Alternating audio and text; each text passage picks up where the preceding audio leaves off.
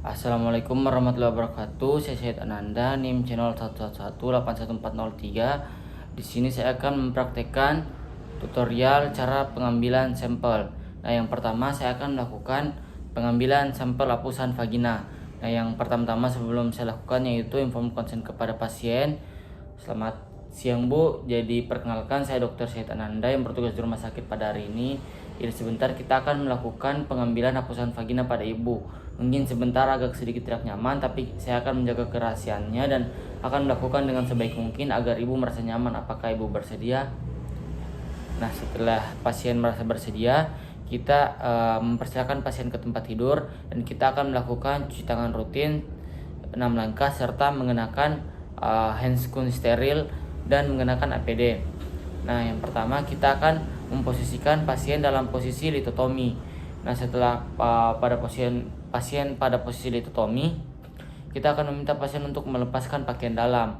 Setelah itu kita akan menginspeksi genital eksterna dulu dan kulit untuk melihat apakah ada tanda-tanda trauma dan bukti lain sebelum dilakukan pemeriksaan spekulum.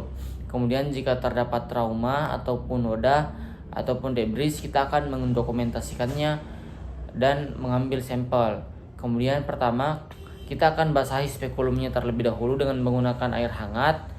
Nah, setelah kita sudah basahi dengan air hangat, kemudian kita akan masukkan perlahan spekulum ke dalam vagina dengan tangan kanan. Nah, kita di sini tidak akan melubrikasi spekulumnya karena dikhawatirkan dapat mengganggu hasil pemeriksaan forensik. Nah, saat kita memasukkan spekulum, kita akan masukkan jari telunjuk dan jari tengah tangan kiri ke dalam vagina dan ditekan ke arah bawah terlebih dahulu sampai terjadi relaksasi otot. Kemudian spekulum kita akan masukkan dalam posisi vertikal. Nah, setelah masuk dalam posisi vertikal, kita akan putar perlahan hingga tangkainya menghadap ke bawah. Setelah itu, setelah moncong spekulum berada dalam vagina, kita akan buka mulut spekulum secara lembut dan perlahan dengan mendekat pengungkit bilah. Kemudian kita akan fiksasi vagina.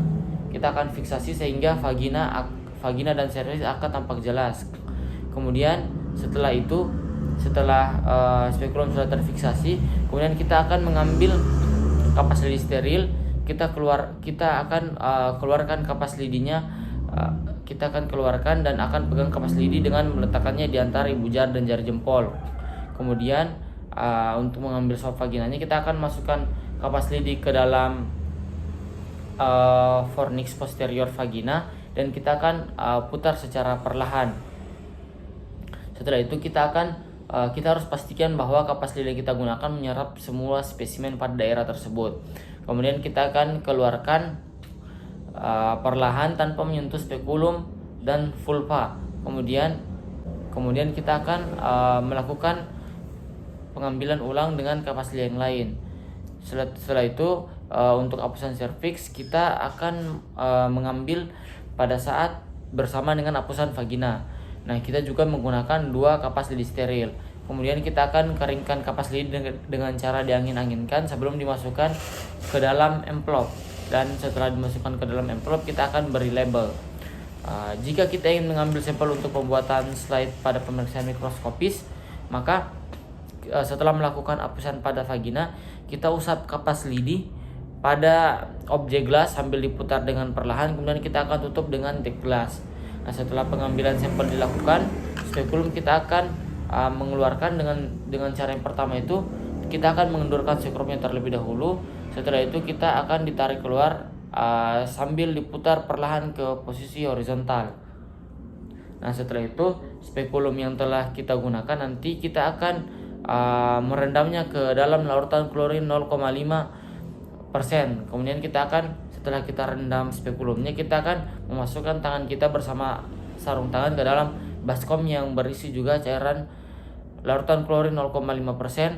Kemudian kita akan gosokkan tangan untuk membersihkan sisa-sisa sekret yang mungkin masih menempel pada sarung tangan. Setelah itu kita akan melepaskan kedua sarung tangan. Kita akan buangnya pada tempat sampah medis dan kita akan lakukan cuci tangan asepsis.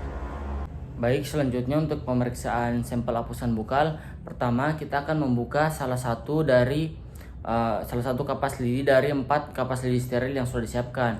Kemudian setelah itu kita akan masukkan kapas lidi pada mulut pasien, dengan mengsapukan ujung kapas lidi pada bagian dalam pipi yang dimasukkan melalui mulut sambil diputar secara perlahan. Nah, setelah itu kita akan menempatkan kapas lidi tadi pada envelope kecil. Nah, kita akan ulangi langkah di atas untuk tiga sisa kapas lidi lainnya. Lalu kita akan masukkan ke dalam amplop yang sama. Setelah itu kita akan melepaskan sarung tangan yang telah kita pakai dan akan membuangnya pada tempat sampah medis. Nah, amplop kecil yang sudah kita isi 4 kapas lidi tadi, kita akan mengisinya pada amplop yang lebih besar. Nah, kemudian kita akan memberikannya label. Pemeriksaan selanjutnya itu pengambilan sampel darah pada korban hidup. Yang pertama, darah kapiler. Pertama, kita harus menentukan jari yang akan diambil sampel darahnya. Biasanya itu jari tengah atau jari manis. Nah, setelah itu kita akan bersihkan bagian yang akan kita periksa dengan menggunakan alkohol swab.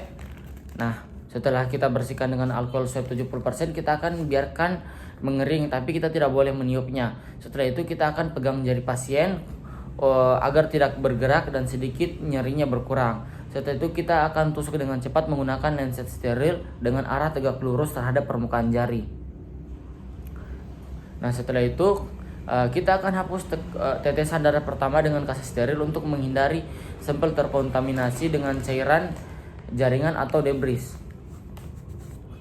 Setelah yang pertama telah kita bersihkan, kemudian kita akan mengumpulkan lagi tetesan darah dan kita akan oleskan pada objek gelas. Nah, setelah kita sudah teteskan pada objek gelas, kita akan tutup objek gelas dengan deglas. Nah, setelah itu kita akan hindari menekan-nekan jari untuk membantu pengeluaran darah. Kemudian apabila diperlukan penusukan ulang, kita akan lakukan pada jari yang lain. Nah, setelah pengumpulan darah telah selesai, kita akan tutup bekas luka dengan kapas steril untuk menghentikan pendarahan. Baik, selanjutnya untuk pengambilan darah pada vena. Yang pertama, kita akan meletakkan pasien dengan posisi duduk atau berbaring dengan lurus. Kemudian kita akan menentukan daerah pengambilan darah. Itu kita ambil pada daerah vena mediana cubiti. Nah, setelah itu pertama kita akan lakukan desinfeksi pada bagian yang akan kita ambil darahnya dengan menggunakan kapas alkohol 70%. Setelah itu kita akan biarkan mengering. Kemudian kita akan meminta pasien untuk mengepalkan tangan dan kemudian kita akan pasangkan torniket kurang lebih di 10 cm di atas lipatan siku. Nah, setelah itu kita akan melakukan pengambilan darah dengan menggunakan spoid ataupun tabung vakum dengan cara menusukkan jarum dengan posisi lubang jarum menghadap ke atas dengan sudut 35 sampai 45 derajat terhadap permukaan kulit. Jika jarum benar-benar masuk ke dalam vena akan terlihat pada ujung spoid. Nah, kemudian setelah itu kita akan lepaskan turniket dan meminta pasien untuk melepaskan kepalan tangannya. Nah, setelah itu kita akan ambil sampel darah dengan menarik piston spoid atau dengan menekan tabung vakum pada holder sesuai volume yang akan kita butuhkan. Nah, setelah itu kita akan letakkan kapas kering di atas jarum dan cabut jarum dengan perlahan dan tekan kulit menggunakan kapas. Nah, kemudian kita akan menempelkan plester agar kapasnya tidak terlepas. Nah, jika kita menggunakan spoid, kita akan pindahkan darah ke dalam tabung steril. Yang kedap udara yang telah kita sediakan dari awal. Nah, kemudian tabung yang berisi darah tadi kita akan bolak-balik sebanyak 8-10 kali hingga darahnya bercampur dengan antikoagulan. Nah, untuk pada pengambilan darah korban matinya, pengambilan sampel darah pada korban mati itu biasa untuk darah perifernya kita lakukan pada vena femoralis atau vena subclavia. Nah, untuk vena femoralis itu pertama jenazah kita posisikan terlentang, kemudian dengan posisi anatomis. Nah, kemudian penusukan dilakukan dengan menggunakan spoid pada lipatan inguinal pada titik tengah antara spina iliac anterior superior atau sias dengan simfisis pubis, atau pemeriksaan berdiri menghadap ke kranial jenazah. Lalu tekankan jari telunjuk dan tangan kiri pada sias kiri dan ibu jari kiri pada tubercle pubis kiri. Maka Lokasi vena femoralis berada pada pertemuan antara pangkal ibu jari dan jari telunjuk.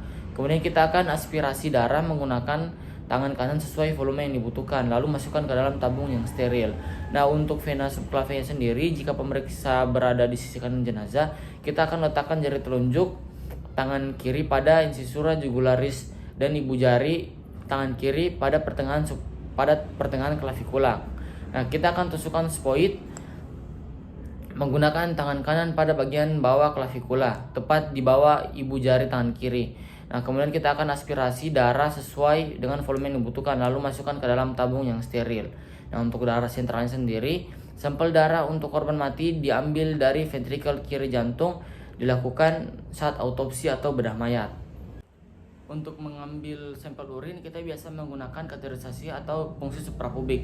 Nah, untuk fungsi suprapubik sendiri, pertama pasien kita posisikan secara terlentang, kemudian kita akan bersihkan daerah suprapubiknya terlebih dahulu. Nah, setelah kita bersihkan, kita akan tentukan titik tempat melakukan fungsi, yaitu pada garis tengah tubuh sekitar 1-2 cm di atas simfisis pubis. Nah, setelah itu kita akan tusukkan spoid pada lokasi tersebut sedalam kurang lebih 3 cm dengan sudut 10-20 derajat terhadap garis tegak lurus ke arah kaudal. Berarti begini posisinya. Nah, setelah itu, sewaktu jarum mencapai jaringan subkutan, kita akan tarik pelangernya untuk membuat tekanan negatif. Kemudian spoid ditusukkan perlahan-lahan sambil melakukan aspirasi. Jika urin sudah terlihat masuk ke dalam spoid, berarti ujung jarum telah mencapai kandung kemih dan tusukan diberhentikan. Kemudian kita akan aspirasi urin sesuai volume yang dibutuhkan, lalu kita akan mencabut spoidnya. Nah, setelah itu, urin yang sudah kita ambil tadi akan kita simpan ke dalam wadah yang bersih dan kita akan beri label. Nah, setelah melakukan pemeriksaan, kita akan membuang sampah suntik pada tempat sampah medis. Kita akan membuang handscoon yang kita telah pakai tadi pada tempat sampah medis, melepaskan APD dan melakukan cuci tangan rutin 6 langkah. Terima kasih.